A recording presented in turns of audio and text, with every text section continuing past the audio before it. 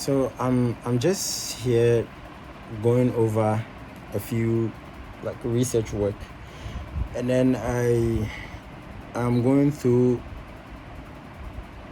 a document that I found quite interesting, and I just wanted to share it. So before I start, what I don't understand is we call an illness non-communicable diseases. So things like diabetes, hypertension,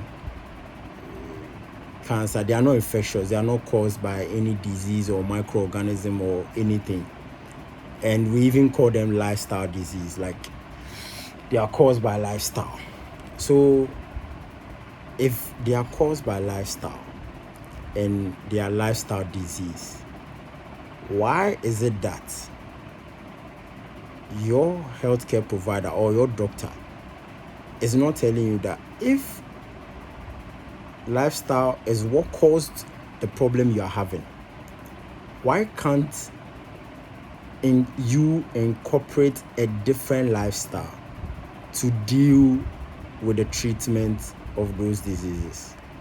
This is a question I'm putting out there to everybody. I mean, think about it. If what caused the problem is a lifestyle, is a bad lifestyle, why can't you use the same modalities to change the problem so that you can solve it? So what I was reading was something about metabolic syndrome and impaired glucose tolerance, and it was like a couple of research that falls under the topic. And one that stood out for me was a whole research that was gathered, and it was done by the National Cholesterol Education Program. National Cholesterol Education Program. And then they said they had the Adult Treatment Panel 3. So from Google, that's the meaning.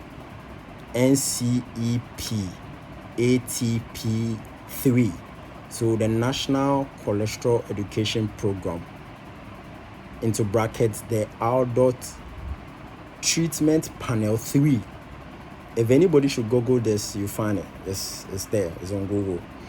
And what they said was that the presence of the syndrome is an indication for intense lifestyle modification, which means that weight loss, increased activity, and anti-atherogenic diet can improve all metabolic abnormalities without pharmaceutical intervention. So if they just made this list: losing weight, increasing physical activities, anti-atherogenic diet, if you do at least these three, can improve all metabolic abnormalities without pharmaceutical intervention. This is something they found based on a research work, which was the National Cholesterol Education Program, NCEP. And when they were done with the research work, this is what they found out. So if you think about it clearly, is the answer not staring at us? Are we not having the answer we need to our obesity pandemic, our diabetes pandemic, our hypertension pandemic, our cancer pandemic, all these issues that we are having? Because now people are dying. We have a lot of people dying from colorectal cancer, breast cancer, so many. All because people have adopted lifestyles that are causing more harm to them than good.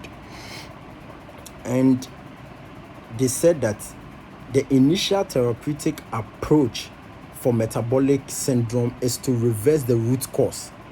So by having atherogenic diet, sedentary lifestyle, overweight or obesity. So in doing that, I want to explain this word.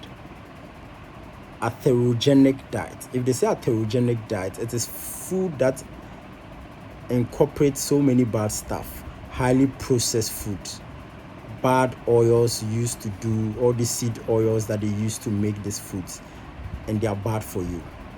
So these are highly processed foods, high sugar foods that are not good for you. So diets that incorporates these things are the ones that are going to kill you early. So it means you have to adopt foods that are anti-atherogenic.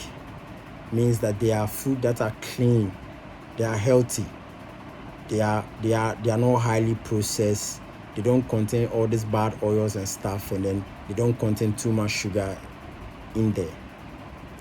So a change in lifestyle, weight loss, you have to try and lose some weight, and then increase physical activities, mean walking more, staying active and all that, and then change your lifestyle. Because if you do this, you don't need pharmaceutical drugs to deal with your metabolic illnesses. Just incorporating a change in lifestyle, because it's been proven that all these illnesses don't need pharmaceutical treatment. They actually don't need pharmaceutical. You don't need medication to treat hypercholesteremia. I mean, having your cholesterol being up. You don't need medication to treat that. Sometimes your cholesterol going up is likely a means of you making more hormones. So sometimes it's not all cholesterols that are going up means that it's bad. That's why you need somebody who understands some of these blood panels, that understands all these things, so that you can use the right treatment modalities to control that. It's like you having symptoms of something, and then you go to the hospital, and then you do a test, and then something like even blood sugar, you might go, you might be having symptoms, but then they check your blood sugar, and then you realize that your blood sugar falls in normal, but maybe it's not normal because there's a reference range in there, and the reference ranging might not correlate with what is happening to you, because the reference range is the margin, or the people they use to get that reference ranging might not be so accurate. So even doing a test, it's not always that the test might be telling you what is happening to you. That's why symptoms and testing, or what we say signs and symptoms, are quite important, because you need to put the two together and get someone who understands some of these labs, some of this tests, for you to have a proper view and a proper understanding. Even something like albumin, you do a test and you realize that, oh, okay, my albumin might be normal, but the symptoms you are experiencing, because if you have inflammation, albumin will go down, but if you are dehydrated, albumin will go up.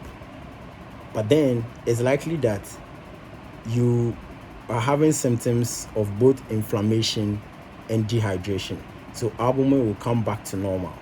It will stand in normal, because it will not go down, neither will it go up.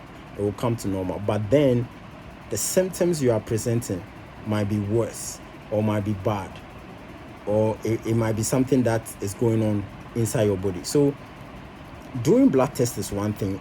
Getting someone who understands some of these panels is also another thing, to actually help you interpret it and give you the right treatment modality. And it's not all cases that needs medication.